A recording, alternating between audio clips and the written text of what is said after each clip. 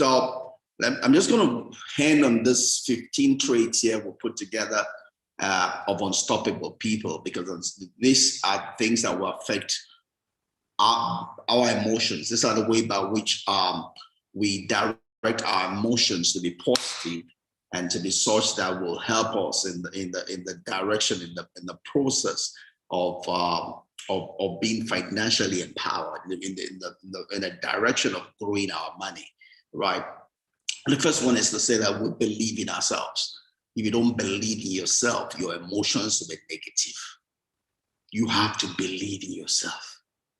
You have to believe in yourself that you are not a mistake. You are not a mistake of creation.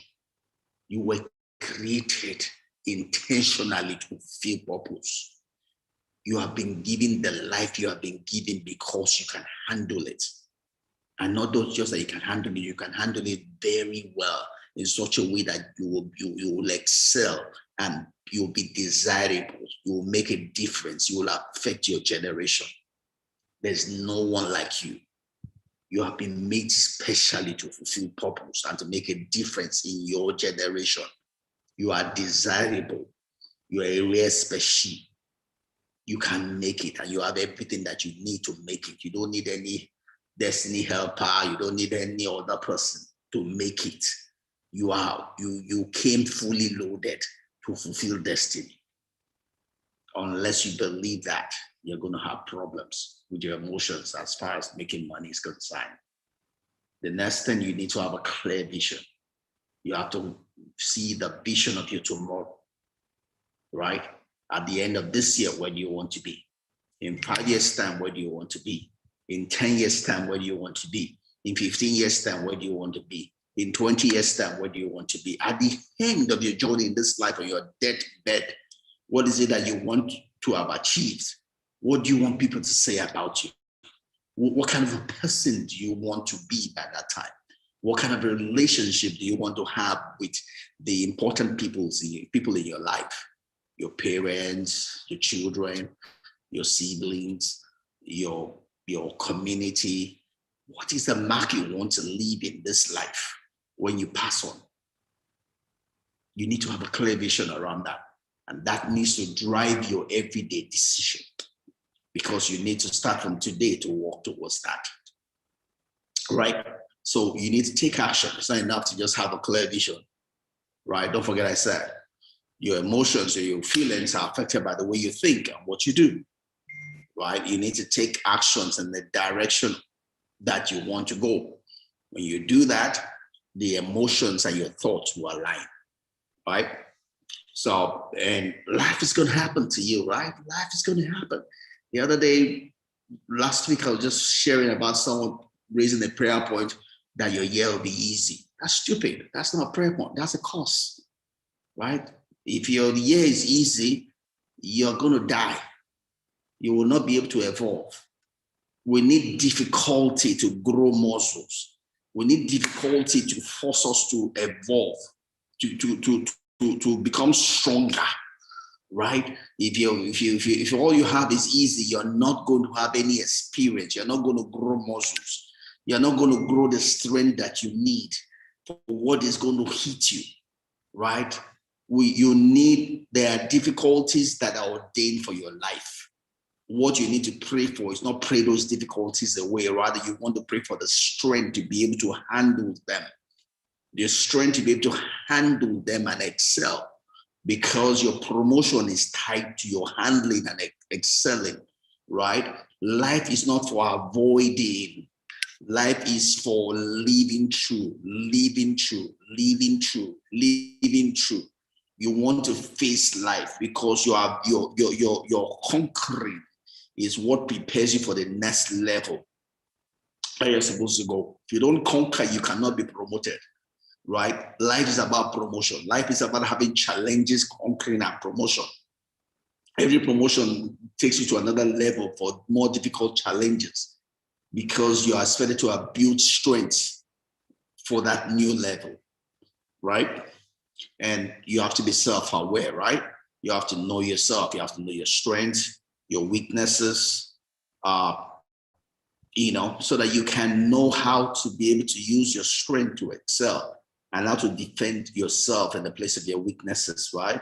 You don't allow your weakness to have the better of you, right? You know what to cover, you know what to expose, you know what to use, you know what to delegate, right?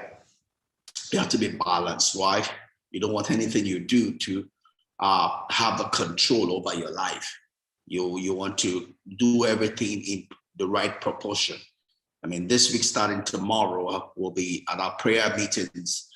Weekday prayer meetings will be starting on Daniel chapter 5. We've been doing our study of the book of Daniel as part of our prayer meeting, leading ourselves into place of prayer in closing prayer. So we'll start on Daniel chapter 5 tomorrow. And the beginning of that Daniel chapter 5, right, introduces to us a topic that is titled, taken from First Peter chapter 1, I believe. I guess that's the 13, 14 thereabout.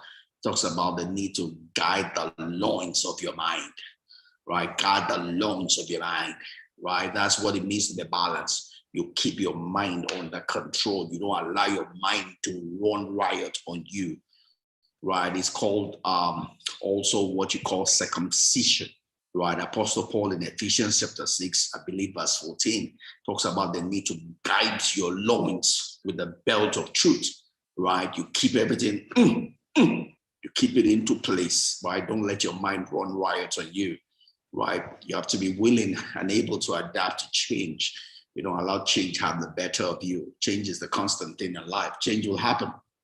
So you must accept change, right? And be ahead of change such that you can use change to your advantage rather than change having the better of you, right? You have to be committed to your goals, right? So you're able to know what to say yes to, what to say no to, right? You allow yourself to be goal-oriented, goal-driven, purpose-driven, right? Not everything is for you. So you know the things are for you and things are not for you, because that's what it means to have a vision. When you have a vision, you know what you need to accept and things you need to say no to, right? And that's important, right? You need to be motivated from within. You don't need anybody trying to pamper you. While you are on the driver's seat of your life, so you are the one directing yourself. You are motivated in the direction of your vision, in the direction of your goals, right? And you need to take responsibility. You're not someone that complains, and give excuses. No, you miss it, you learn from it, pick yourself back up, keep on going, right? Fall 7 times, get up 8 times. No place for complaint, no place for excuses, right? No place for reactions, right? You're responsible. You respond, you don't react, right? So you take you take charge of the situation of your life, right? And also you surround yourself with like minds, right? Because we say that you are the average of the closest people to you. So you surround yourself with people that are the same journey like you, people that can encourage you, people you can learn from, people you can share with, you can rub minds with, so that you can be better. You learn from their mistakes, they learn from you, and together you grow together, right? And you're continuously learning, you're open to learn. You're not the egocentric person thinking you know everything, right? And you're always pushing to be better. Cousin, you're always pushing to be better.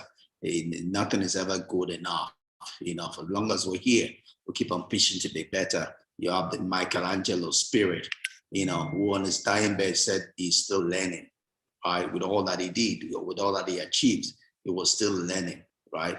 And that needs to be the right spirit for each one of us also, right? And you have a mental resilience, right? You're not defeated by the challenge of life, right? I love the way Jim C. Collins puts it in their book, Built to Last. He says resiliency, not perfection, right, is the key component for greatness. So if you're going to be great in life, if you're going to achieve greatness status, you must be resilient. It's not about being perfect. It's not about having all your T's crossed or your I's dotted. It's about being able to not be defeated by life, right? Being able to build enough resilience or inner strength or mental capacity to face the challenge of life. And lastly, you don't want to be about comparison, comparing yourself to other people. It's your goal. You compare yourself to your goal. How far I am with my goal. It's not what any other person is doing. But you're concerned about your journey and not comparing yourself to other people. Right? That's key. Yeah. So it's how you're going along the road you have set for yourself. And by the time you put all of this together, it would help you on the journey, in being able to grow money, and become a better person. That's all I have for you today. Uh, so I'm going to close with that.